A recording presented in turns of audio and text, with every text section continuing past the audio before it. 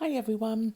If you like my channel and my stories, please don't forget to hit that like button and subscribe to the channel. Today's story is The Smartest Giant in Town.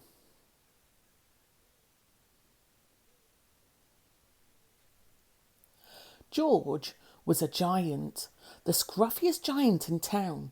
He always wore the same pair of old brown sandals and the same old patched up gown. I wish I wasn't the scruffiest giant in town, he said sadly. But one day George noticed a new shop. It was full of smart clothes. So he bought a smart shirt, a smart pair of trousers, a smart belt, a smart stripy tie, some smart socks with diamonds up the side, and a pair of smart shiny shoes. Now I'm the smartest giant in town, he said proudly. George left his old clothes behind in the shop. He was about to go home when he heard a sound. On the pavement stood a giraffe who was sniffling sadly. "What's the matter?" asked George. "It's my neck," said the giraffe. "It's so very long and it's so very cold. I wish I had a long, warm scarf." "Cheer up," said George, and he took off his stripy tie. "It didn't match my socks anyway," he said, as he wound it round and round the giraffe's neck. "It made a wonderful scarf." "Thank you," said the giraffe. As George strode towards home, he sang to himself. "My tie is a scarf for a cold giraffe, but look me up and down, I'm the smartest giant in town." George came to a river. On a boat stood a goat who was bleating loudly. "What's the matter?" asked George. "It's my sail," said the goat. "It blew away in a storm. I wish I had a strong new sail for my boat." "Cheer up," said George, and he took off his new white shirt. "It kept coming untucked anyway," he said, as he tied it to the mast of the goat's boat. "It made a magnificent sail." "Thank you," said the goat. George strode on, singing to himself. "My tie is a scarf for a cold giraffe. My shirt's on a boat for a self or a goat. But look me up and down, I'm the smartest giant in town." George came to a tiny, ruined house.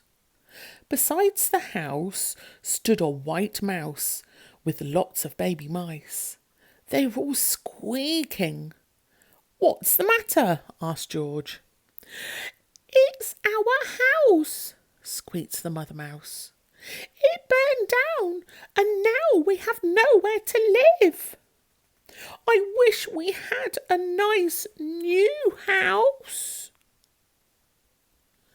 "Cheer up," said George, and he took off one of his shiny shoes. "It was giving me blisters anyway," he said. As the mouse and her baby scrambled inside, the shoe made a perfect home for them. "Thank you," they squeaked.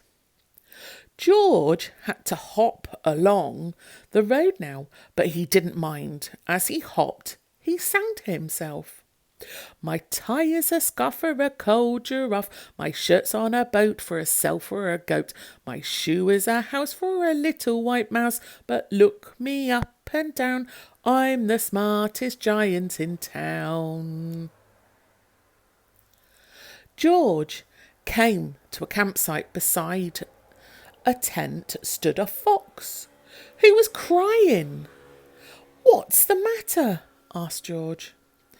"It's my sleeping bag," said the fox. "I dropped it in the puddle. I wish I had a warm, dry sleeping bag." "Cheer up," said George, and he took off one of his socks with diamonds up the sides. "It was tickling my toes anyway," he said, as the fox snuggled into it.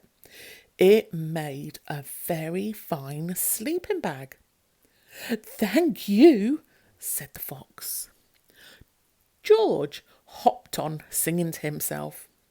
My tie is a scarf for a cold giraffe. My shirt's on a boat for a sail for a goat. My shoe is a house for a little white mouse. One of my socks is a bed for a fox. But look me up and down, I'm the smartest giant in town. George came to a big, squelchy bog. Besides the bog stood a dog who was howling. "What's the matter?" asked George. "It's this bog," said the dog. "I need to get across it, but I keep getting stuck in the mud. I wish there was a safe, dry path." "Cheer up," said George, and he took off his smart new belt. "It was squashing my tummy anyway," he said, as he laid it down over the bog. "It made an excellent path." "Thank you," said the dog. The wind started to blow, but George didn't mind. He hopped on, singing to himself. My tie is a scarf for a cold giraffe. My shirt's on a boat for a sail for a goat. My shoe is a house for a little white mouse. One of my socks is a bed for a fox. My belt helped a dog who was crossing a bog. But my trousers are falling down, and I'm the coldest giant in town. Suddenly, George felt sad and shivery, and not at all smart. He stood on one foot and thought, "I'll have to go back to the shop and buy some more clothes," he decided. He returned round and hopped all the way back to the shop. But when he got there, it was closed. "Oh no," cried George. He sank down onto the doorstep, and a tear ran down his nose. He felt as sad as all the animals he had met on his way home. Then out of the corner of his eye, he saw a bag with something familiar poking out of the top. George took a closer look. "My gown!" he yelled. "My dear old gown and sandals!" George put them on. They felt wonderfully comfortable. "I'm the cosiest giant in town," he cried, and he danced back home along the road. Outside his front door stood all the animals he had helped. They were carrying an enormous present. "Come on, George," they said. "Open it." George untied the ribbon. Inside was a beautiful gold paper crown and a card. "Look inside the card, George," said the animals. George put the crown on his head and opened the card. Inside it said, your tie is a scarf for a cold giraffe. Your shirt's on a boat as a cell for a goat. Your shoe is a house for a little white mouse. One of your socks is a bed for a fox. Your belt helped a dog who was crossing a bog. So here is a very fine crown to go with the sandals and gown of the kindest giant in town. The